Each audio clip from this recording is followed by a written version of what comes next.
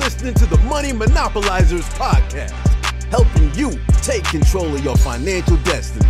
It's about time that we invest more in our financial literacy and work towards building generational wealth. If you think you're ready to do the same, then you've come to the right place. Alex, Marlon, y'all ready? Let's get this bread. What's good, everybody? It's Alex Kamuya here. We are back with episode 100 of the Money Monopolizers podcast. And I am here with my co-host, Marlon Walls. Marlon, how are you doing today, my brother? I couldn't wait to hear that question, man. It's been a whirlwind for the day, to say the least. I'll just start off there. But I am super excited for this episode, man. Yeah. I'm going to go ahead and say it now for the third time. I'm super excited for this episode. I do at least want to do our audience don't do our audience a disservice and let them know a little bit of like the background of like what happened in order to get to this point right now. Yeah. So, people like to say, third time's a charm. Man. And we are the living persona. We have personified that. Boy. Today. We are the epitome of that because, hey man, this is the third time running this episode back. But man, it's honestly, I think going to be the best time. No doubt. I firmly believe that one. Yeah. Because it's like every time we redo it, you gain new experiences. Yeah. And those experiences are what you're able to teach and just, you learn lessons from everything. Like I thought about it all day. Every time we take a quote unquote L, that was another lesson for us. Yeah. Because everything that we did today was pretty much in preparation for what's to come. And now all of those have pretty much been manifested into lessons because one thing that we knew, I thought about this, matter of fact, I don't want to go on too long, but one thing I thought about today, when we realized that the first two episodes weren't good enough, what did we do first? The first thing that we did? Yeah. Besides cry, we did that. Yes, of course, we know that. But after that, what did we start doing? Taking action, fix it. Coming up with solutions. Yeah. So we came up with probably like 4 or 5 solutions, right? Yeah. One thing that we did not say is that we're not going to do it. Yeah. So, and I think about a lot of other people. Like a lot of people when they face roadblocks, especially something like this that we face today. Yeah. And I'm talking about way before episode 100. Episode 100, they may have been a little more motivated. But anytime before now, like they may have been stopping on episode 5, episode 7. Like one thing we said we weren't going to do is quit. That wouldn't even cross our radar the whole time. We were always thinking, okay, so we can do this, we can do that, we can set up over there, we can go buy this, we can buy that, we can go stop at this Best Buy, and we just always came up with a solution. Yep. That was the big thing that I took away from today is that this is truly what separates people that make it versus the people that end up quitting way before they could ever make it. Yeah. So, backstory. Yes, go ahead. Let's go down memory lane. For those, that don't know, I mean, most of y'all don't know because this is the first time y'all be hearing this, but we recorded episode 100 back in June originally. Yep. That was the first time. I think it was June 11th was the first time we recorded it. So the reason we did that is because, first of all, we are actually live in Houston, Texas. Not live to us, but we are in person for the first time. Yes, exactly. At least in terms of an episode release. We've done this many times now at this point. About to be professionals now. Yeah, we just gonna keep it 100. We've done this many times. But this is the first time releasing an in-person podcast episode, which, I mean, I don't know if y'all are watching on YouTube and you see the production that is set up, the quality of the production that we have right now going on, it's immaculate. And that's because, that's the reason this is the third time we've done this. Because the first 2 times we didn't get it right. Yep. We didn't get it right. And, recording, and we're not going to go on a tangent on this, but recording back in June, we realized it was a mistake. We were doing our audience a disservice by recording episodes that far ahead in advance. Mm-hmm. And the reason I say that is because since June till now, August 31st, when we're recording this, we have gained many different experiences and lessons that we can now, apply and that we're going to talk about in this episode in terms of like just business and we've achieved financial freedom. I mean, able to, essentially replace our 9-to-5 jobs, which is what we're going to get into in this episode. Yep. So many different things that have happened. And so if we released an episode 2 that was recorded 2 months ago, it will be doing y'all a disservice. So we know we had to do it big for episode 100.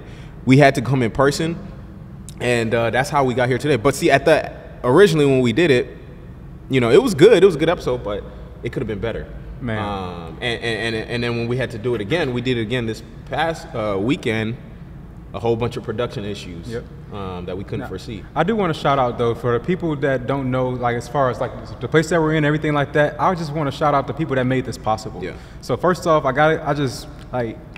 even though it's indirectly, it had a lot to do with it. So I gotta give a shout out to David Shams with the Morning Meetup, because that allowed me to gain the connections for the rest of the way.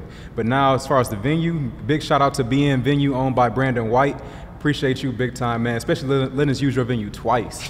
That's just game. Like, man, these are the stories that you're gonna remember for sure. Yeah. And then big shout out to David Romaine as well. That was our videographer. He did a great job as well. Oh, that's Dave on Instagram, and I highly recommend him to anybody. Like, man, everybody's been hooking us up a lot, and I just think that people are pouring into us because we continue to pour back into our audience, continue to pour back into our people, and some people begin to believe in the vision. That's one thing I took away from today, is that when you continue to just take action and take imperfect action, people are going to take notice of you, and they're going to start to believe in your vision, and like way before you even get there. But it's all about you taking that first action, taking that first step. Yeah. And so shout out to Dave, man, because he came through definitely when we recorded the first time. Unfortunately, we're not going to release that footage or that episode because there was just a whole bunch of issues with the sound, and that's how we got here a third time, man. So we went and we shut out the money, thousands of dollars on equipment, and we got this all set up so that we could make sure we do it right. And so now we have our own equipment, we have our own we can control everything now. And so now from now on, the goal is to continue to keep putting out as many in-person podcast interviews as possible. And so now that we have our own equipment, we might have a pretty solid, relationship with the venue owner here. So, that is definitely gonna, help us out, moving forward too. I mean, 100 episodes in, it's been a long time coming, and for people to see the vision, I mean, we saw the vision from the beginning, but for other people to see the vision with us, man, it means a lot. So we're super excited, man. So definitely a huge thanks to all those people that, definitely played a part in helping us get to this point in terms of getting actually this episode out, because I'm telling you, man, the production that y'all see right now and everything, especially if you watch it on YouTube, it was a lot of behind the scenes to get it to this caliber. So, but that's we just really care about our listeners and want to make sure we put out a high quality product. Yep. So that's where we at today. So, man, but all that being said, that was more housekeeping. This is episode 100. We live in Houston, Texas, doing this, man. And real quick too, before we do move forward, we did record a few of the other episodes back in June. Episode 101, 102, and 103 are already recorded. So those are we can't re-record everything because those had guests. Yeah. So it's a lot harder to try to re-record with guests. But now, from moving forward, doing in-person podcasts is gonna be. I'm telling you, you need to be watching on YouTube. If you listening, keep listening too. If you're in the gym, whatever. But YouTube that's where we finna take off on YouTube now, because the production is where we want it to be, and now it's definitely that time. Excuse me. But that being said, man, we got a lot to get into this episode. Episode 100, man. It's been a long time coming. So many different things that we have to talk about today. And really, to kick this off, I really, really, really wanted to start off by just kind of talking about our journey. But before that, I want to ask you, what does 100 episodes of the Money Monopolizers podcast actually mean to you? Especially after the journey we've been through today, man, this means so much. I mean, it's really just a testament to the person that you've become. Yeah. Because I think about how would we have responded on episode 1 if all this had happened. I can't really tell you. Like, I know we were still ambitious, but it may have not been the same response. Like, we may not have been as urgent. Like, no, we're going to find a way to get this done. Yeah. And I think one thing that the podcast has taught us is more so the entrepreneur mindset. And because we were, think about it, back in episode 1, we were very much real estate heavy. as more of an investor versus the entrepreneur mentality. I know for me, for a fact, definitely. If you go back and listen to episode 1, I guarantee you I've said more words today than I've said all of episode 1. So, and probably episode 1 through 10 at that. So, that growth in itself has been evident. But then more than that, it's just like the mindset that we both have as far as finding a way to get things done that you want to have done. Because where there's a will, there's a way. That's like one of the cliche sayings, but truly we had the will to make sure this happened and that the production was as high quality as possible. Yeah. Whether we had to record it 1, 2, or 3 times, we still made it happen. Yeah. And so I think that's one thing. And then just the network that we have, that we've built as a result of the podcast. Like, I can't imagine how many people I would not know that are thinking on a higher level had we not started the podcast. Oh, my God, bro. If we didn't start the podcast, we wouldn't even be financially free today. Exactly. I would not have been able to replace my job income. Mm-hmm. I would not have been able to leave my job. I would not be able to, take trips on a whim. Mm-hmm.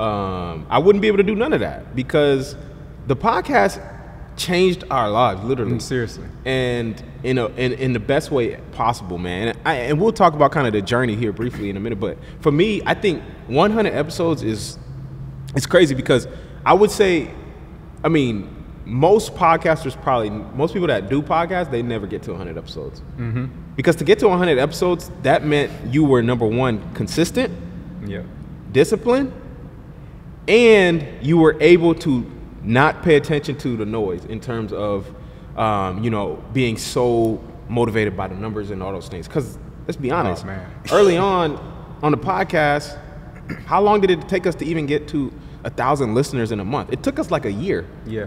Because we didn't have 1,000 listeners in a month till like last summer. Yep. And we started back in May of 2019. Yeah, it took us a year. How many people would have kept going? Very few people. So, and it's like I see people all the time. They start and I ain't knocking on you. Whatever you do, that's on you. But like, there's people that start podcasts all the time, and you check on it later. It's like, dang, they didn't release an episode in 6 months.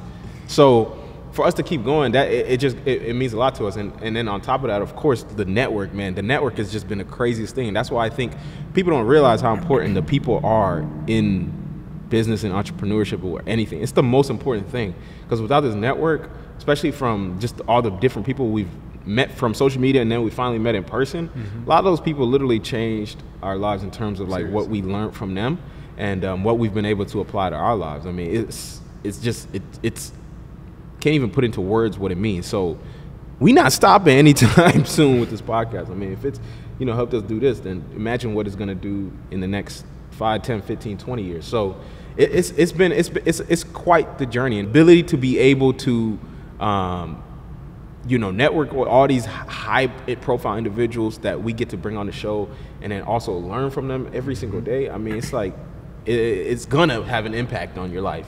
I really want to say it's like a cheat code, man, because 100%. How easy is it for you to reach out to somebody who's a high net worth individual, somebody who's built a 6 or 7 figure business, somebody who owns hundreds of rental properties, and just say, hey, I just want to spend an hour of your time just talking to you? It's not easy. Unless you offer something of value. Why not? Because in that first example I gave, you're offering nothing of value. But how much easier is it when you have a podcast that you say, hey, right now we're growing. For one, we're 25 years old. So what does that mean for us? That means that we have a lot of potential. Yeah. Like where we can go, like if we stay on this for like 10 years, we're only 35. Some people are just starting their podcast at 35. Which is fine, but. It's fine, yeah, exactly. But that just shows so there's a lot of evolution that happens during that time. Yeah. Like we are literally just in the beginning phases of our entrepreneurship and our financial freedom journey. Yeah. Like we just hit level 1. Yep. And there's so much more to go that we're going to take you on a journey on. So people are going to be able to come back and look at this podcast for years and years and years to come.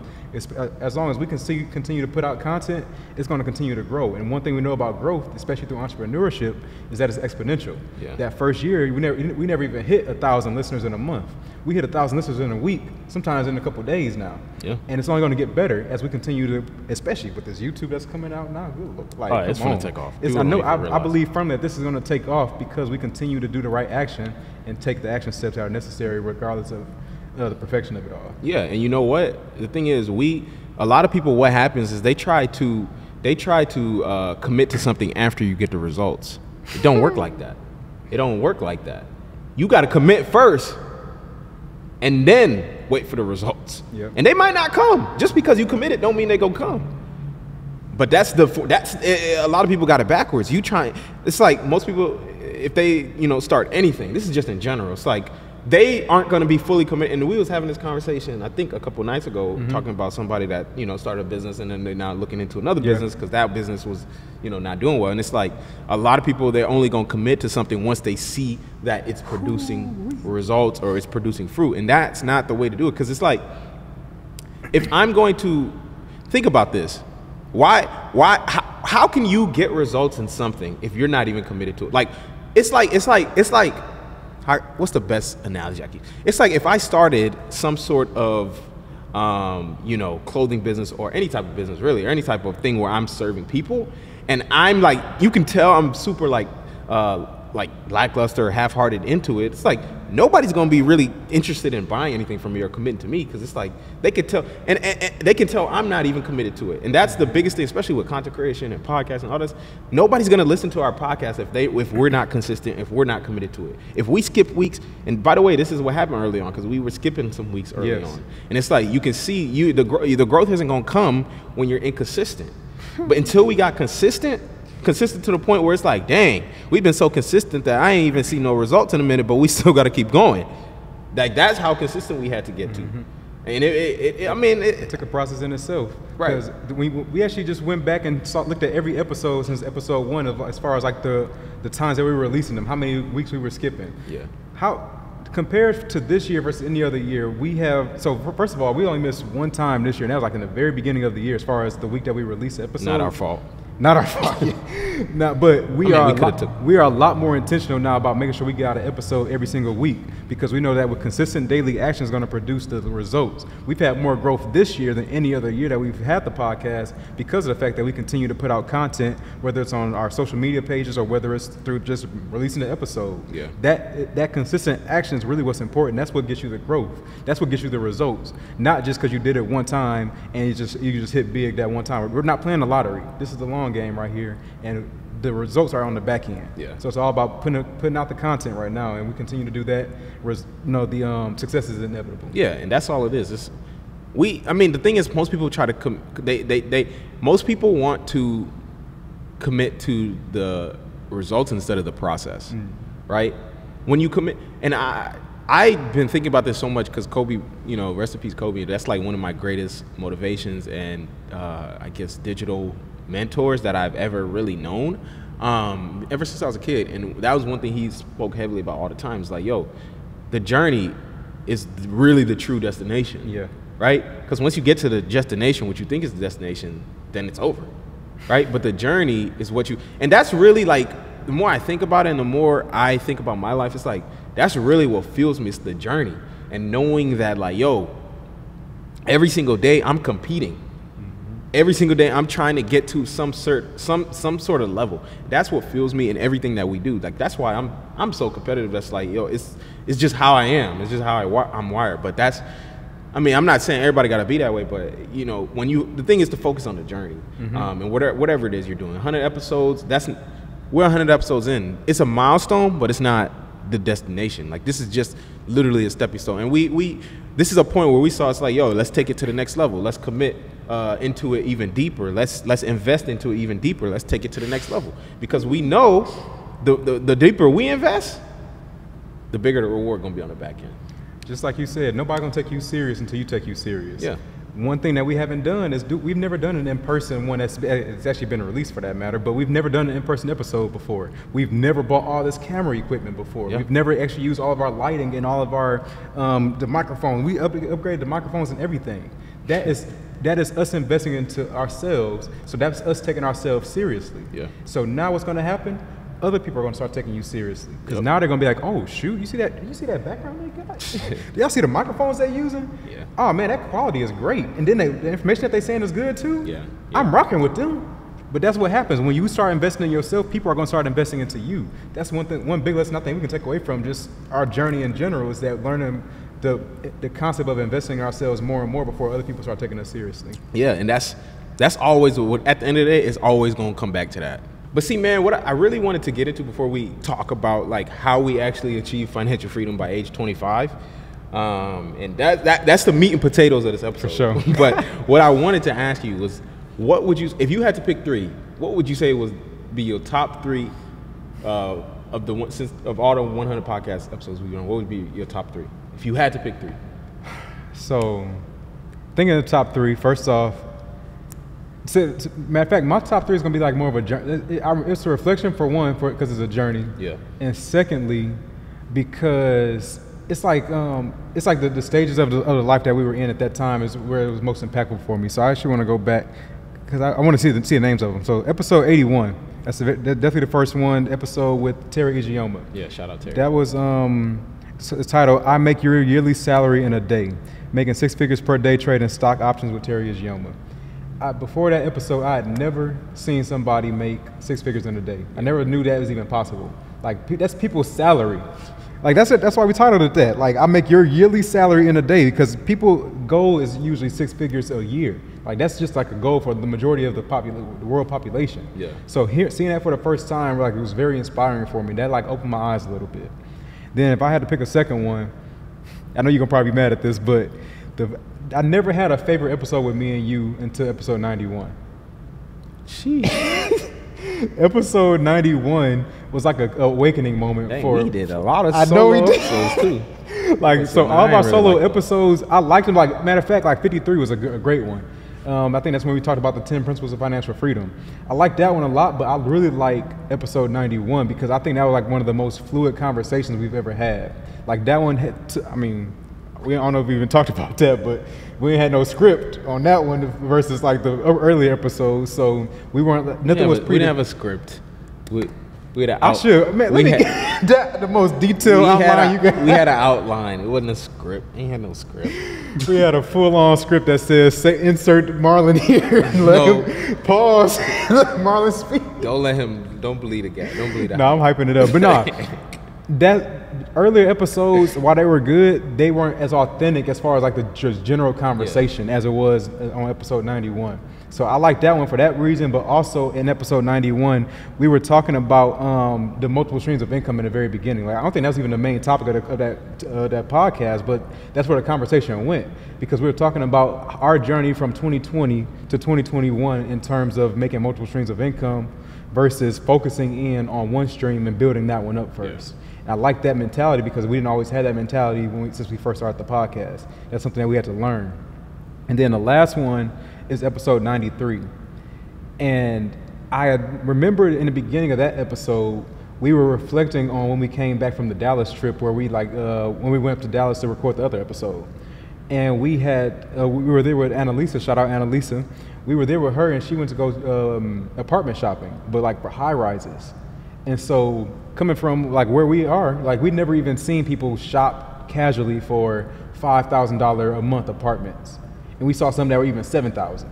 And so, but now you start coming out of your own perspective and say, this is what level 2 financial freedom can look like. Yeah. Because level 1 is what we've been on the journey on for this whole time. It's pretty much been get to level 1 financial freedom where you have passive income or business income that can support your frugal lifestyle. So house hacking and all that just replaces your job income essentially. That's where we are right now. But level 2, once you start accelerating, now you can actually build up to paying for your dream lifestyle.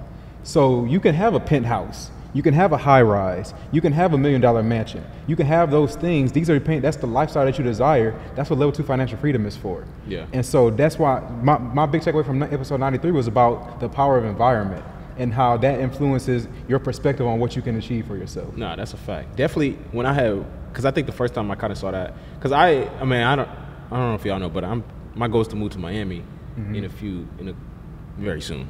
And I went up there in April for that reason, to like just kind of see where I want to live, see that apartment, see the high rise, see, being down by the water, that kind of lifestyle, right? And that's, I think being able to envision it and seeing those things is super, super important. For me, I got a Tesla for this weekend just so that I could kind of like, because that's the, I had never drove a Tesla yet. Yeah. And when I got it was like, oh, okay, I see what the hype is about. Mm-hmm. But just kind of having that experience is like, okay, now I know this is actually the next car that I want to get. Yep. And it's important to like be able to visualize those things and go have those experiences. Test drive your dream car. Go to your you know, dream house. When we was in Dallas, I went to go see my dream house too, right? Yeah. And you know, I saw it there. If anyone follows me on TikTok, then you saw it. You know, when I went and, you know, drove 4.5 hours to see that house. And it's important to be able to visualize those things and actually feel yourself and see yourself living in it, right? So, you know, that's something I highly recommend everyone go do. Go test drive your dream car. Go look at your dream house. Go, you know, look at your dream apartment. Go to that city. Just envision yourself in that environment, because I'm telling you, it helps you actually manifest it. And I'm not huge on, like, you know, that whole, you know, that manifestation and stuff. It's like, you know, are you working or are you working? Right, are you doing the work to get there? So you just keep on talking. Yeah, it's like, no, let's manifest it. It's like, okay, congrats. Keep doing that. But, you know, at the end of the day, it's important to, like, visualize it and feel it so that you can, like, know that it's tangible and real. And so that's huge for me. I would say, you know, my top 3, if I had to pick 3, and I don't have, none of them are like my favorite, but if I had to pick 3, I would say the 3 most impactful have been episode 5, which was the house hacking episode, right? It was the GOAT. This is like, if anyone asked about like any of the early episodes to ever go watch, this would probably be one of the only ones I'd recommend. I mean, they're all good. They're all great. And the information is great, but in terms of, you know, I would say this. There wasn't any out of, like, especially the first probably 10 to 15 episodes, that one was probably the easiest one to do. That one was probably one of the most true conversations too at the same time, because that was just something we so knowledgeable about, so passionate about, really. And that's why it was easy. We were just able to just go. Yeah, and so that's why I think that one, because it's the foundation of what actually allowed us to actually achieve financial freedom at the age of 25. So, you know, that is super, super important because, you know, at the end of the day, I mean, house hacking was our introduction to real estate and also entrepreneurship. Yep. And so that one is always going to be Bay. Episode 5, how to eliminate your largest expense. I know one thing, you loyal. Hey, man. That's one of the best qualities. Because, yeah, come on. So my next episode, I would definitely say 53. 53, the top 10 principles to achieving financial freedom. That one was again, a great episode. That it was not true like application, or there was a lot of application, but it wasn't about one specific topic. So that one was more so just we talked about the top 10 things that's like, it's truly important in terms of traits and things that you have to do on the journey to financial freedom. So I would say that one, definitely everyone needs to check that one out. 53 was one of the best ones. I know I'm not even gonna name through all the 10, but it was a that would be too many names.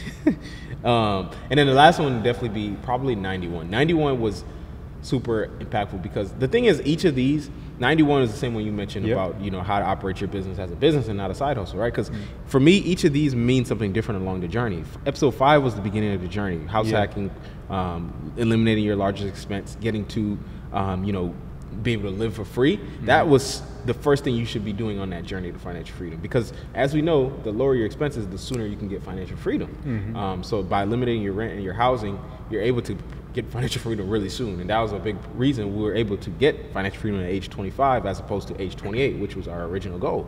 And so with 91, that one was foundational, or it was super key, because in that episode, I think it kind of set the tone for like when the formula, it was like how should I say this? Because the formula for building wealth, which we will discuss here in a minute, our formula for financial freedom and wealth changed over time. So originally the goal was to, you know, just get there through real estate investing. But over time we say, after we start the podcast, we can actually get there faster through business. We can have even a greater lifestyle through business, because cash flow in business can be a lot greater and you can get there a lot faster than cash flow in real estate, right? And so, but learning how to actually operate your business and scale a business was a whole nother mindset shift. And that's what a lot of stuff we talked about in 91 in terms of operating your business like a business, not a side hustle, right? Working on your business and not in your business. And so all that was very, very key to, I think, our journey now in terms of how we operate our businesses that actually gave us financial freedom, and also how we're going to scale these businesses to get to level 2 financial freedom. So those episodes, they all mean something. And it's so interesting how it was like beginning, middle, and now towards the end, right? Because it's like, that's what this whole podcast was about, by the way. It was always meant to be us taking y'all on the journey to us achieving financial freedom. So for us to hit it and talk about it at episode 100, God couldn't have scripted it up any better. And that's why I'm just so excited to do this episode and to also get into what we about to talk to in terms of like, you know, how we actually did what we did. Yeah, no, and I mean, for one, we're probably biased on those episodes because of what they meant for us psychologically. Like that was just, these are like different pivotal moments in our growth and development and our journey on this financial freedom journey. So I think those are definitely biased, but those are so good at the same time because you see how the conversation changed from episode 5 to episode 53, episode 91. Like you can see the evolution of our maturity in business and the entrepreneurial mindsets. Yeah. And I think especially when you're talking about, you test drove the Tesla this week and you visiting your dream house, I really want to hit on that earlier because I think your experiences truly shape your desires because you don't even know what you want in life until you have actually had those experiences to know that, oh man, I would love to have that. I just didn't even know that was a thing to have in the first place. Like I would love to have a cleaning business. I just didn't know that was even a thing before. So now when the podcast is one thing that it's done is expose us to a lot of different business ventures, a lot of different ways of making passive income, and a lot of ways of building a 6 or 7 figure business. Yeah. So now, before we didn't even know that was a possibility. But after we have done the podcast, now we start seeing these are possibilities, and now that shapes our desires for how we want to achieve financial freedom. Yeah. And that's the same thing with experiences. You driving a Tesla, dang, I actually do want a Tesla. I didn't know I wanted one until I actually drove one. Same thing with your dream house. And that's what... Well, I knew I wanted that. Oh, yeah, you knew it. But going in there and physically walking around and seeing it's like, now I know I want it. Yeah. It's like, and that's what a lot... So I just truly encourage anybody to... have more experiences. Like test drive a Tesla. Like it costs how much it costs you to test drive that Tesla? Well, I mean, I got it. I rented off of Turo. Yeah, so you rented it, but you can still go to a car lot and just say I want to test drive it. Yeah. That new experience allows you to be able to dream bigger for yourself. And so I highly recommend people doing things like that. Just go to an open house. These things are free, but now you are able to get outside of your old environment and put yourself into where you want to be one day. So that's one thing I'll really take away from this journey is just the experience piece. Yeah, man. But at the end of the day, it's like, yo, all that is cool. You know, you can go test drive the whip. You can go to the open house. You can go manifest. Whatever you want to do, right? This all sounds good. It sounds good, especially for social media. But at the end of the day, it don't mean nothing if you don't put no action behind it. That's the most important thing at the end of the day. No doubt. Remember the journey, not the destination. The Tesla's cool. The dream house is cool. All that is cool. But the journey is what really matters. Not because I'm trying to be philosophical and say, journey, you know, but in terms of where actual growth and development, in order to have the Tesla, in order to have the dream house, in order to have the, vacation, you got to develop you got to become a certain type of person. Like, we'll just say this, like, we talked about this in episode 99. I was on vacation. I talked about it and I showed how I made $9,156 on vacation when I was in Puerto Rico. Mm-hmm. A lot of people saying, how do you do that? How do you do that? Blah, blah, blah, all this kind of stuff. And it's all cool. I can show you. I mean, I'm not going to give you a one-on-one, but like I can, tell you, and you can listen to the podcast. You can learn all that kind of stuff. But at the end of the day, a lot of people are trying to get directly to that result. Right. It took a very long time to become that person that's able to make $9,156 while they're on vacation, right? Mm-hmm. And now once I do that, right, I achieve financial freedom. Now those things come with it because now you are that person that's capable of doing those things. I just booked a one-way to Spain. Yes, sir. I mean, granted, they just talked about all these travel restrictions, so that's supposed to happen next week. So we'll see how that goes. But I say all that to say it's like being able to take a trip, I booked that trip on a whim, last minute. Like literally, the trip is next week. I booked it last week. That being able to do that kind of stuff, you have to become a certain type of person first. And that is what I really want people to understand, especially with this whole, talking about, what we're about to talk about here in terms of how we actually got to financial freedom by age 25. And so let's get into that, because I think that's what the people want. That's probably what the title is. That's probably what they want to hear. But I want to kind of talk about like the beginning of our journey, just briefly, and before we get into how we got to, where we are and how we got to where we are today, right? So, because a lot of people we got a lot of new listeners. A lot of people actually don't even know us. They don't know who we are, whatever the case may be. We're getting new listeners all the time. So I think every 50 episodes, it's always good to, reintroduce to the new listeners. Can you kind of talk about, Start from the beginning.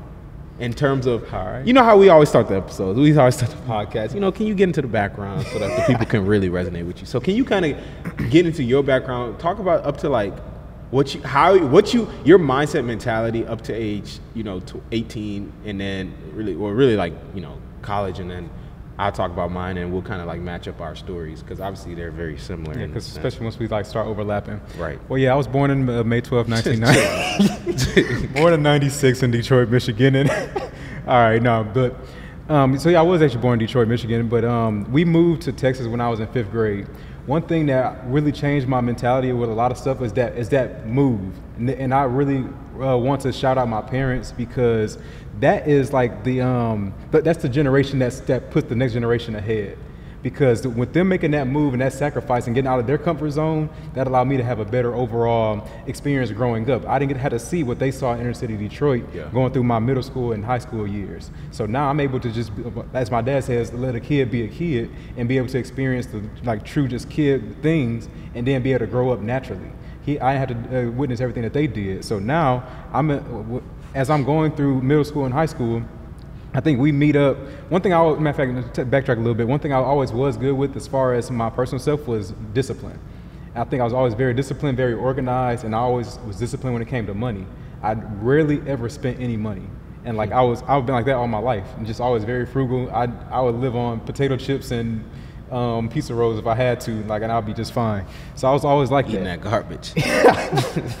Yeah. So now leading up to meeting you in 7th grade, I think one thing that we both had was a drive to be successful. Yeah. And I think that happened, and that was all encompassing, whether it was in football, whether it was in class, whether it was playing 2K. Just wanted to be the best. We always wanted to just be the best. I always wanted to succeed. I know for me, I just wanted to succeed in whatever I did. Yeah. And so I wanted to be the best. Right. He wanted to be the best. I wanted to succeed. Let me not put ultimately, we end up in the same location. Right. And I just want to succeed in whatever I do. I'm gonna give my best effort. He just wants to be at the top. So we're racing each other. We're challenging each other in 2K and all that. Everything. And trying to make sure we get the best. Like who got I got 99. You got 98. I beat you out that time. Vice versa next time. Selling cards. Oh my God. So yeah, the list goes on and on. But as we continue on from there, I think our stories begin to diverge as we go to our separates in college. So I don't know if you want to keep going because that's at 18. Yeah, let me. So I talk about my childhood, right? And I'll keep it brief. Yeah. So for me, a lot of people don't actually know this, but I actually wasn't even born in this country. Mm-hmm. I was born in Kenya, 1996. Moved to the U.S. when I was 1 year old. And for me, I keep it 100. I can never say I'm self-made. There's no way in the world, no matter what, I could become a billionaire 10 times over, which that's not my goal, but whatever happens, happens. But I can never say I'm self-made because at the end of the day, I hit the genetic lottery. Mm-hmm. I hit the genetic lottery. People don't realize how much of a blessing and actually just an opportunity it is living in America. 99% of people don't realize that because for me, it was like coming from, another country at the age of 1. I was an immigrant. And I mean, I technically still am. And it's always, being an immigrant coming from a poor country, it's like people have a different mentality when they come to the U.S. if you're an immigrant. Because now, in most other countries, you don't have opportunity, right? You have the work ethic, but you don't have opportunity. Mm-hmm. So when you get to the U.S., now you got the opportunity. Combine that with the work ethic, that's why a lot of immigrants are as successful as they are. That's why they make the most amount of money. That's why, in fact, Black Americans are Black immigrants are the most successful immigrant group in America, as in totality. So that whole thing played a huge part in my mindset today in terms of like working hard. Like that comes from that whole mentality, right? And so growing up, like you said, I always wanted to be the best. Not necessarily because I knew it's like, I came from another country, whatever. It's because I know, just in the back of my head, like the opportunities that you have, like just being here in this country. It's like, dang, I could really do anything. And one thing I always said is like, I just want to be rich. I don't know how I'm gonna get there. I just want to be rich, right? At some point I thought, maybe I could make it to the NBA. Didn't grow up to be taller than 5'10". That was obviously not a dream. Maybe I could play in the NFL. Ran a 4'8", 4'7". That probably wasn't gonna be a thing either. Yeah. So for me, it just kind of became like, probably business. It's probably gonna be business or entrepreneurship that's gonna become, my thing that actually gets me to financial freedom, becoming wealthy. So I would you know, when I was in high school, college, whatever, it was more so like, I think how should I say this? So I didn't know how to become wealthy, but I knew I needed to get a job first that could help me get wealthy. Yeah. So I said, cool, I'll just go become an engineer. Then I'll never forget, I mean, we went to college, and it was like, I got to a point where it was like, I realized, I don't know how, I just realized that you got to be a business owner to become wealthy. You got to be a business owner in some capacity. You got to own your own, you know, ability to earn. Mm-hmm. You can't put it in the hands of anybody else. And so I never forget, it was probably junior year of college, and I went to Marlon, and I told him, it was back home in the summer, I was like, yo, we was both in college as engineers and doing our engineering majors, and I told him, I was like, yo, let's start our own engineering firm. I'll never forget, we were sitting in your room, you were sitting on the bed, your girl sitting there too. I told you this. I could literally see it. I told it to him, and then it went, yeah, this what I was doing when he was saying it. Like right here, hit the side of your head, right on over top. It didn't even go through 1 year. No, I didn't even I don't even remember the whole conversation, to be honest. He don't remember it, but we definitely had that conversation. It wasn't even a conversation. I just mentioned it, and I don't even think you responded. It can't be called a conversation because it was so short. Right. And so at that point, I knew it was like, okay, I'm probably going to have to just do this on my own, because it's like, he's not an entrepreneur. That's just not who he is. And so I'll let you kind of, because that was like when we got to college. Yeah. Because we, you know, our stories kind of, our journeys kind of diverge. Yeah, I'm going to go up to the point like where we start truly taking action. But so from there, I guess, for one thing that's about me is that I'm very consistent in whatever I'm doing. So at that moment in time, especially in college, I was a 4.0 student on the football team at Stephen F. Austin. So at that moment, all I could care about is go to class, go take my tests, go to football, make sure I do good on the field, get my scholarship paid for and stuff like that, or get my schooling paid for and stuff like that.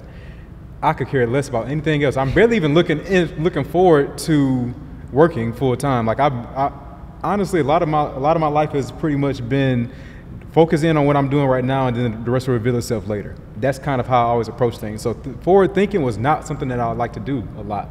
And that's really what an entrepreneur does, is they visualize where they're going before they get there. I was never like that. So when you introduce something like building your engineering firm when I'm only a junior in college, I'm like, man, I got a senior year to worry about. Like, that's all I could. That's all I can see. You're worried about what's in front of you. Yeah, I don't picture too far ahead. I'm only like worried about right now, which is what a lot of people do. But what it took was for me to truly so I had to graduate from college. We both graduated in December of 2017. Both started our full-time engineering jobs in 2018. Albeit, keep in mind that I never had a full-time job anytime before this first one in 2018. So right now we're 21, going on 22. But we're 21, just fresh into the workforce. And it's my first full-time work experience. So 3 weeks in, I get this thing called a paycheck. When I get that paycheck, like I said, I've always been very money savvy, so I wanted just to see how much money I made. So it gets direct deposited into my Chase account. I look at my bank account, I'm like, oh, this is gonna be nice, man. I got my first paycheck. It's looking pretty good. It's an engineering check, so it's pretty sizable. And me being money savvy, I went to go look at my pay stub when I got to work. And when I looked at it, I just started noticing that there was a lot of numbers that I didn't see on my direct deposit number. So first I saw this thing called gross pay. It's at the very top. I'm like, that's way more money than what I made in my account. So then I started investigating, like, man, what happened? Like, there's a difference here. There's a two pay, there's a gross and a net. And in between there's what happened to my money. Start seeing things like Fed, I see like a Med, then I see like a OASD, all these different terms I had no clue what they meant. And I'm like, that's where my money went. I got to figure out what happened. So then I'm like, man, what do I think? What do I do next? Let's call my dad.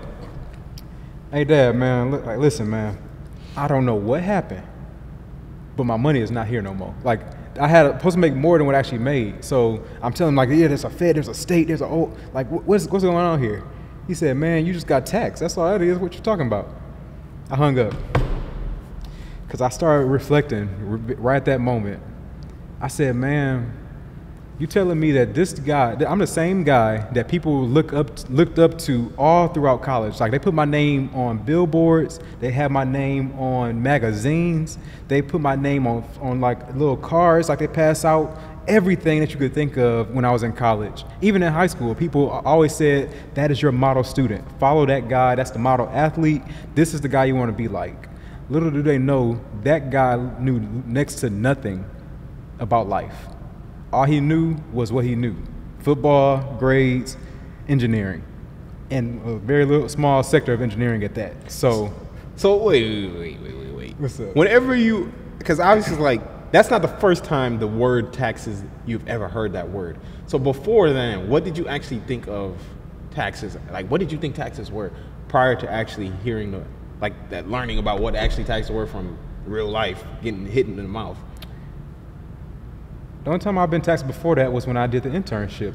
But before that, so I did an internship at the same company the year before, which is like that summer before. The only difference was that they didn't have federal taxes on the internship. The federal taxes was actually more than the rest of them combined, I think, for me.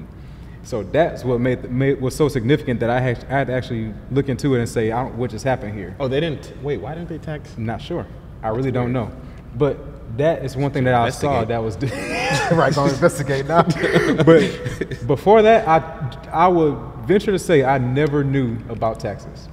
Yeah, that's truly. nuts. And I truly believe that because I never was exposed to it. That's why I always say I never had a full-time job, and without the experiences, as I was talking about earlier, you don't even know what's out there. Yeah. And so I talk about experience a lot, but also the fact that I just think that we should learn more about things such as that. And that's what really inspired me to say I need to learn more. And so that's where that journey began, because now this is where we come back together as far as like back to communication frequently. And it's when you mentioned Rich Dad Poor Dad to me. So I'll let you catch up to there. And we can go. So that's crazy. And every time I hear it, it's always still crazy. That was me. But yeah, I mean, that's your journey. And what's crazy? It's like, because for me, so my senior year of college, or I guess, so we graduated three and a half years. Yeah. So we graduated early. And my last year of college, I had an internship too. And it was like January 2017 to August 2017. And I started, and it got to, when I started, it was that was like the first like real job I worked in terms of like, office. Like, I'm on my grown man-ish. Like, I felt like I had kids, just like I had a mortgage to pay before. I don't know. I just felt like an adult working at that job. When everybody around you was 50 and 60, yeah. That's the thing. Like that. And check this. So in that internship, there was, I was by far the youngest person in the office. I mean, they would go out to drink, and I couldn't even go because I wasn't even 21 at that time. I was still 20 in 2017, and so there was this man there though. Like, there was this old man. He was like probably in his 60s, and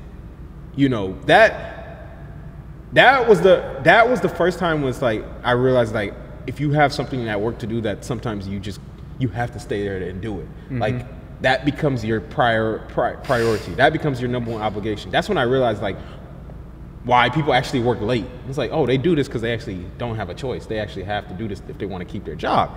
And this old man, he was like 60, and he would always be working late. And it was so crazy to me because it's like, at that time, I'm 20 years old in college, and it's other 30-year-old men, it's 40-year-old men, it's the 60-year-old man. And sometimes we there at 7 o'clock, 8 o'clock, finishing up stuff. And it's always crazy because, it's one thing for me at 20 years old to be there trying to, like, finish up work and all that kind of stuff. But it's a whole other thing when you a grown man and you got a mortgage, you got kids, you got a wife, dinner is getting cold, all this kind of stuff because you still at the office. And it was like, I ain't got nothing to go home to. I'm not going home to nothing. I'm going home to myself. I'm finna just kick it, right? Do whatever college kids do. But it's a whole other thing whenever you are a grown man and you have other things. So that's when I realized, I was like, I gotta be a business owner. I got entrepreneurship. I can't be an employee for the rest of my life. That was the first time I ever had that thought, that it was like something I actually had to do. And so for me, at that time, I literally I went home and I was like, yo, okay, I got to figure this out. So I started researching real estate, and I found out about Rich Dad Poor Dad, and I read that book that year, and then, you know, I told myself, all right, I'm gonna finish out my last semester of college, fall 2017, then graduate January 2018, start working, take the money from the job, start investing into real estate, because that's what Robert Kiyosaki said. And that's kind of how the journey began in January 2018. By the way, we're not very deep into this journey. For sure. I mean, it's August 2021. I mean, we're not even 4 years in. That's the crazy part about it, is how much potential there is beyond now. It's just only 4 years in. I'm telling you that growth is going to be exponential. Yeah. And it's just, it's just the beginning. Yeah. It's the craziest thing to me. And so at that point, it was like, you know, you mentioned I told you about Rich Dad Poor Dad. You read that book, and then, you know, for me, we started having all these conversations every night just about what we was learning, all the different stuff, and it was kind of like, I said, okay, you know, I could probably actually achieve financial freedom by the time I'm 28. Looking at it realistically, if I buy one property a year for the next 7-8 years, I'll be able to get financial freedom. That could be like, you know, 20 units, whatever. That'd be enough to replace my job income. And that became the goal, was to retire by age 28. And, you know, that summer we ended up buying our first properties. We ended up flipping, started flipping some houses, bought another rental property, bought another rental property. And, you know, we had flipped, how many houses? We flipped close to 10 houses up to this point. So, you know, and that's kind of when the journey began. That's when it became something that was actually tangible for us. Yeah, and I'll just go back to me reading Rich Dad Poor Dad. Understand, I was also the same guy who had never read a book cover to cover since 8th grade.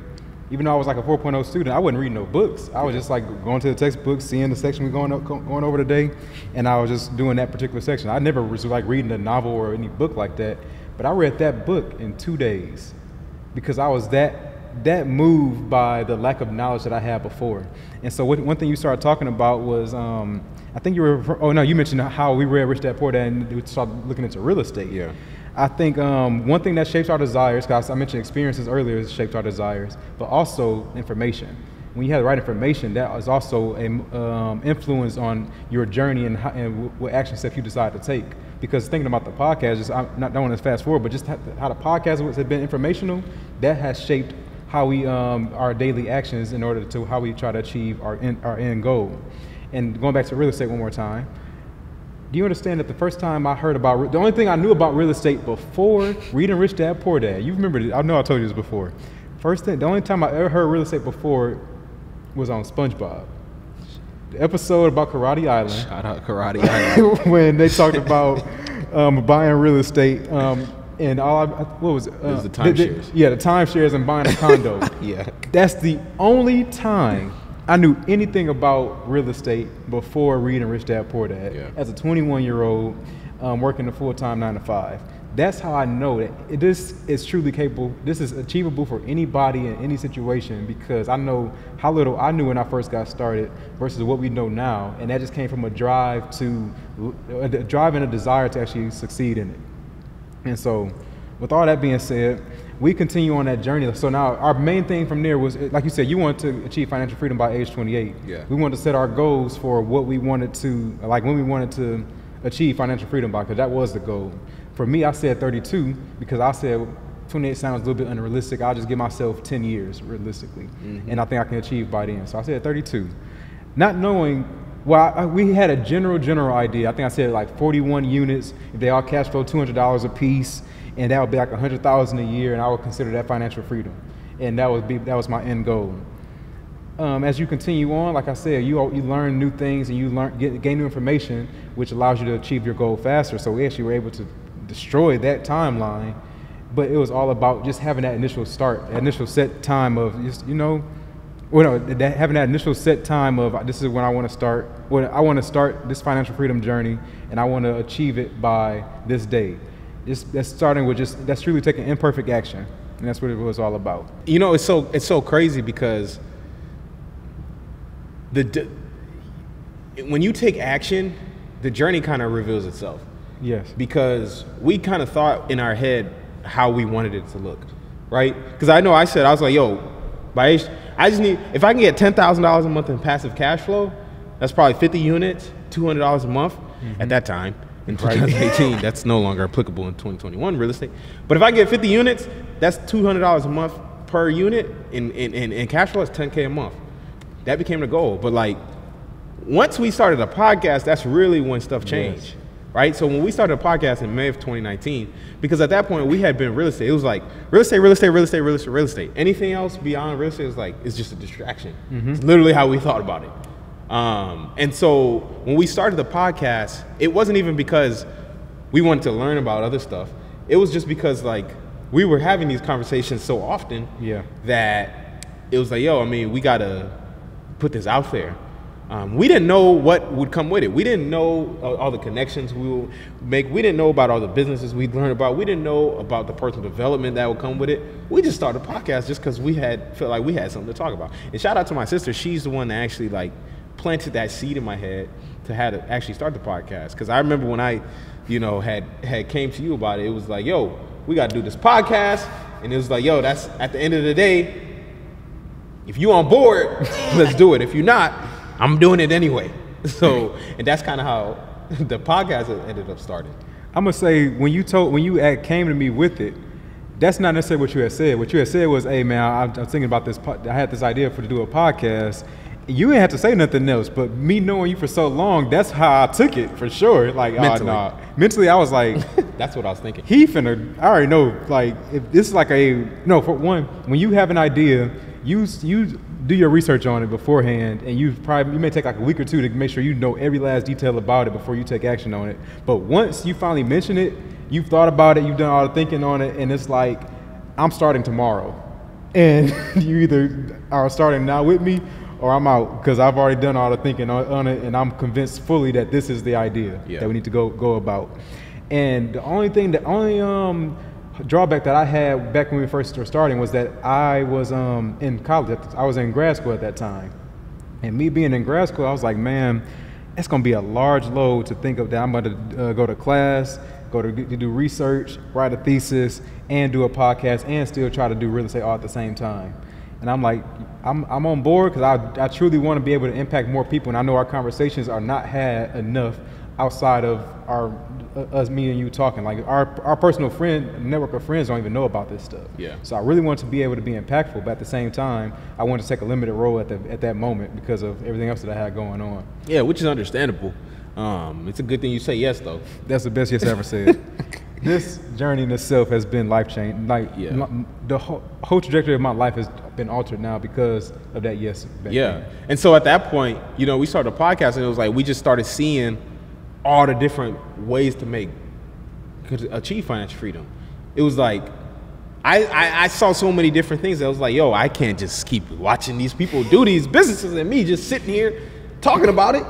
So, we started in May 2019, and then I remember October 2019, after having the podcast for so long, seeing so many different things, I was like, okay, I'm gonna try something. And I was like, I'm gonna try trucking. I remember I told you, what did I tell you?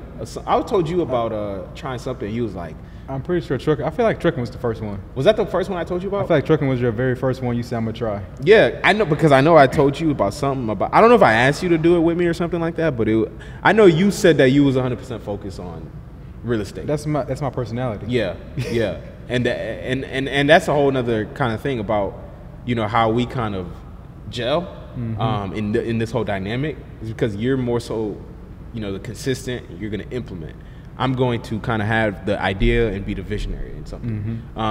In terms of, obviously, we've grown each in different things. It's like, obviously, you're running a business now, so you have to be more of a visionary entrepreneurship. I'm running a business now, so I have to be more of a implementer and consistent now, and in terms of like actually getting an idea off the ground, right? You can have as many ideas you want, but if you can't implement it or put someone on your team that can implement it too, then what good does that make? So, whenever we got to that point, it became like, I started studying trucking in that year in 2019, and I studied for like 6 months, ended up buying a truck in early 2020, and it was a train wreck. Immediately. It was a train wreck. I bought it right before COVID. Rates went down, and I ended up losing a lot of money on that truck.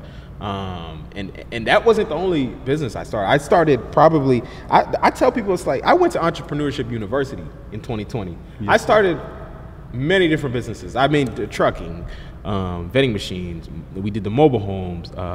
Obviously, the real estate was still going. Flipping houses, rental properties, had the stock options, bought a rental car, then got into the cleaning business, had a marketing company, had all these different businesses. And in my head, I was like, yo, that's what it is. Multiple streams of income. This is what you got to do, right? You got to have multiple streams of income. And not really knowing what I didn't know, right? What we talked about with episode 91 is like, that is not the true way to actually achieve financial freedom. Like, you can have 15 different businesses, but if you got one, thing that's making money. If I got one truck, if I got one rental property, I got one vending machine, I got one cleaner, I got one, client for my marketing business, I got one of everything. You just got 18 different streams of work. Exactly. You have no businesses. You have no passive income streams. And that's what 2020 was. It was like I was just learning actually what I wanted. It got to a point where I knew it's like I looked at it as I'm experimenting. Mm-hmm. I'm experimenting in every different business. Every business I try is just trying to figure out what actually hits for me. Until I found cleaning business, which was the one that actually did hit for me, and that's when I eliminated every other business and focused in on that last year. One thing, I love this story so much because you truly see how how our minds have progressed. First of all, I really want to shout both of us out because foundationally, before we started this journey, I was always that implementer, that consistent, focused person that had no true vision, but just was very good at doing like day to day. We're going to make sure we continuously do this consistently for an indefinite amount of time. You were always very good at being a visionary, but as far as the consistency piece, that may fall off over time. We both became who we needed to become in order to both run successful businesses as we progressed throughout this journey, and we continue to grow and develop even more because I personally couldn't even envision you running that business as consistently as you have been doing in the very beginning. Because last year I was always thinking like, man, he is all over the place. This me being just straight up like, because we just thought that you was just crazy. Like this dude just can't sit still. And so seeing you actually settle down and say, this is the business that I'm going to take and go full-fledged, I said he has gone through a level of maturity that we haven't seen before. Because just like I thought about that, even going back to the working, like you never want to sit still on anything. And so seeing you be able to just say I'm locking in on this, and then seeing how the growth has happened since then, that has really just been eye-opening for me. And I think for myself, myself as far as being able to be that visionary that says this is where the company needs to go for the rental cars, for instance. Like that's something that I had to grow into as well. And so that's why I say this has been great for, like you said, one word was evolve. Like we have evolved into that person and our journey has evolved into the multiple streams was truly us just learning. Yeah. Because I told that same story on episode 91 that my whole tweet on Twitter is talking about the mind is a crazy thing. I just envisioned myself with 9 streams of income. And those 9 streams of income was rental properties, rental cars, tow trucks, trucking, t-shirt sales, course on tow trucks, my book, the podcast sponsor, like I had all these different things that I had written down. Like I truly had a list right here. And my mind was, we need to do all of these at the same time. Let's get started. And within 2 years, I want to have all those up and running. That's insanity. But now you look back on it and you see that was us gaining the experience and the information to be able to truly pick where we wanted to go from there. And that's kind of what that journey was for us. But once we found what we truly wanted to build, that's where our journey started to become exponential in growth. Because now we're able to, we started focusing in on our business and we were able to grow from there. Yeah, and it just became about, the biggest thing was focus. And that's what, all of it is a part of the journey. Like, I don't ever look back on it as like, dang, I wish I didn't do all those businesses, which, I lost tens of thousands of dollars, like over $30,000 last year in these different businesses. I didn't necessarily lose it, but I invested into those businesses and didn't get a return off of it, but I did get a return through the personal development. So you can argue that, in fact, I got an even greater return than what I invested into it, because, you know, the money you invest into anything, it's not about me investing into the business. I was investing into my personal development, right? And so it became something where now that all that, you know, we went through last year in terms of the business and everything is something we had to go through to get the businesses that we have today, that we did decide to focus on, to where they are. So for me, you know, I started the cleaning business in August of last year. First 9 months, I was still kind of doing other things, but at the same time, I was still doing that. But I hit $100,000 in those 9 months.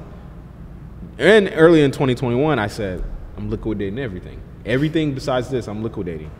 Not because of the fact that, you know, I thought all the other businesses weren't good, but it's because I knew you got to focus. Yeah. You got to focus, because I don't know any wealthy people that became wealthy with 15 businesses. Exactly. I don't know any, you know, Jeff Bezos didn't have 15 businesses starting off. You know, Elon Musk, he didn't have 15 businesses. None of these dudes have 15 businesses starting off. The whole multiple streams of income thing is cool, but you got to remember, you start off with one, scale that, then from there you can kind of diverge into other things. So after those 9 months, the next 100,000 came in 3 months. Yep. Right? And now the next 100,000 is going to come in less than 3 months from that, after that first year, right? And that's how the journey kind of just plays itself out. I didn't expect to be running a cleaning business. You had mentioned earlier about the fact, like, you know, I don't know, you said something, but you said it in a way, it was like, I know you didn't mean for it to sound this way, but it was like, I didn't know I could do a cleaning business until I found a podcast. I never cared to do the cleaning business. It was never, the cleaning business is nothing I'm not passionate about house cleaning. I'm passionate about what it can do for me and my financial freedom, right? And that's the thing about, you know, getting into business and all these things. You don't need to have passion about it on the front end. The passion can come from being able, bro, I booked a trip to Spain. I just got back from Puerto Rico. I booked a trip to Spain. Come right there on the I'm back passionate about that. Right. I'm passionate about going to Spain when I want. I'm passionate about being able to, you know, live my life on my own terms. I am passionate about that. I don't care about cleaning houses. Now, I never necessarily, I know what you mean by that. What I really meant to say, I guess, if anything, was you needed to have the right information on how to achieve your goal the fastest and the most efficient way possible. Because before we were introduced to anything, everybody was like, your parents, your school would always tell you, go to school, get a 9-to-5 job, retire on government benefits. That was all the information that you were provided. But then you start exposing your own self independently into new information. Real estate. Oh, this would get me there faster than the 9-to-5. So now that's the goal. That's our vehicle. Like, it's not necessarily saying I'm passionate about the business itself, real estate, business, or whatever.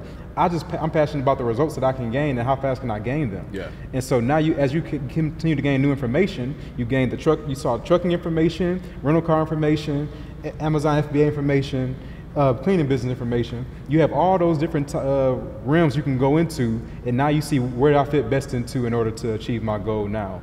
Because that's really what it was all about, was figuring out what's the best vehicle to achieve my ultimate goal. Booking a trip to Spain on a whim, because part of that goal. Things that you actually wanted to do.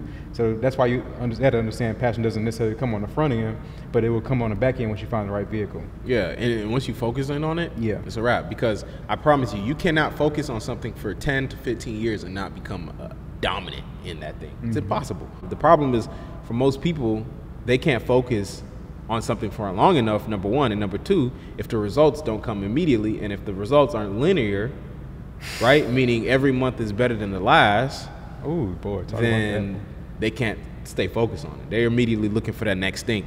So that's how our journey ended up kind of playing itself out. It really was super, like I said, it was just super organic. And that was the whole point of this podcast, was to kind of show y'all how our journey did evolve to where it is today. And that was the whole point of us starting the podcast, to bring you on the journey. So now we get to level 1 financial freedom at age 25. We were able to replace our 9-to-5 jobs, or replace our 9-to-5 income and leave our 9-to-5 jobs.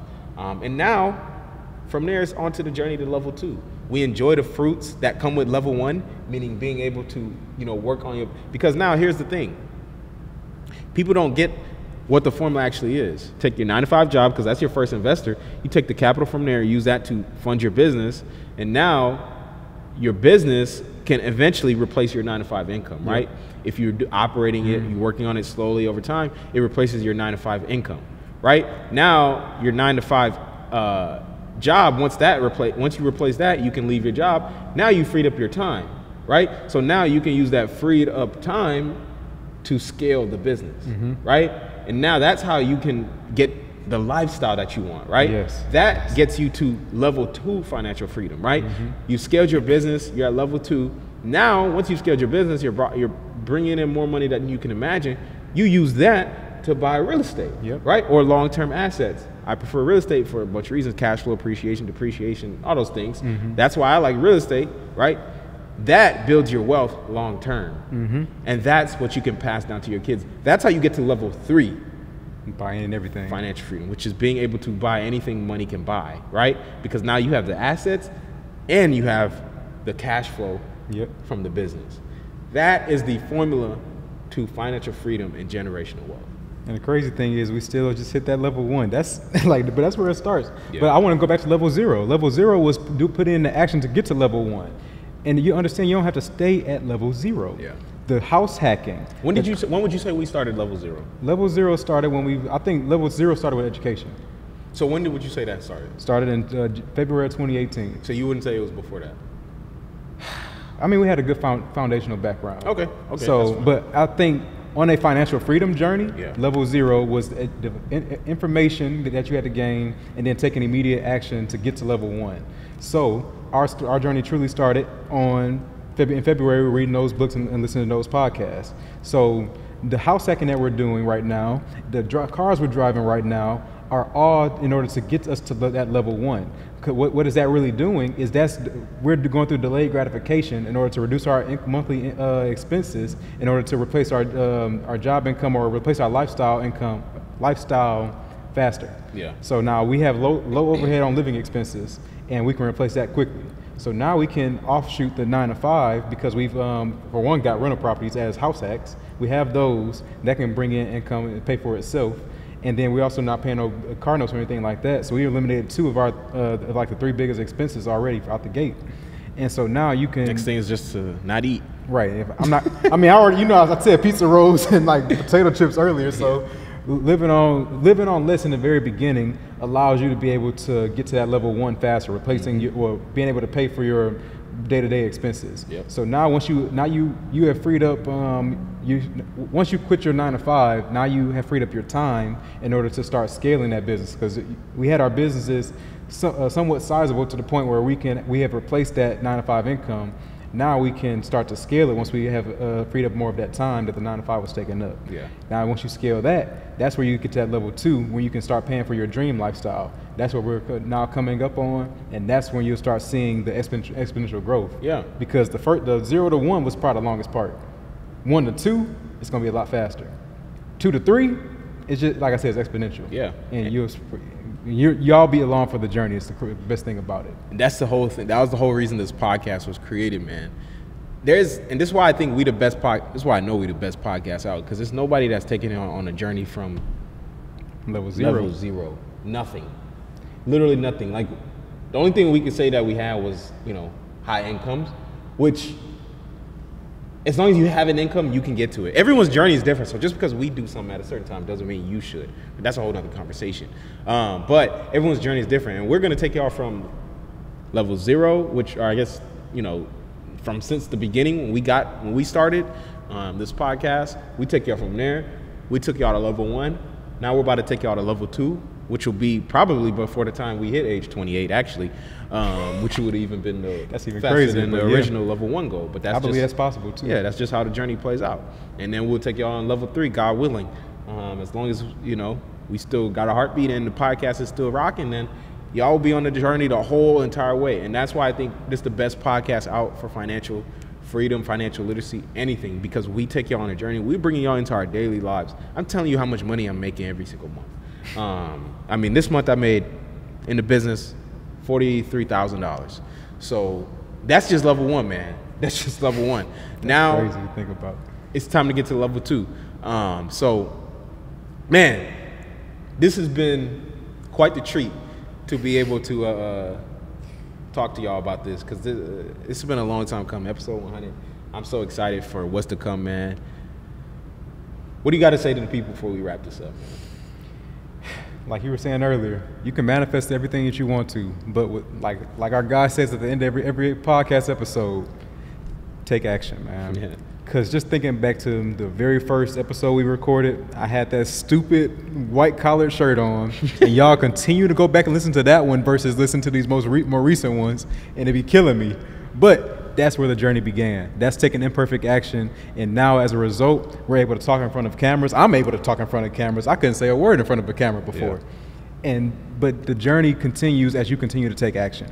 And I can't leave it with more than that. Like, manifesting is great, but taking the action is really what separates people that never get started versus people that actually achieve the success. Yeah, man, and that's the whole thing about this. We want y'all to continue to be, focusing on your own journey.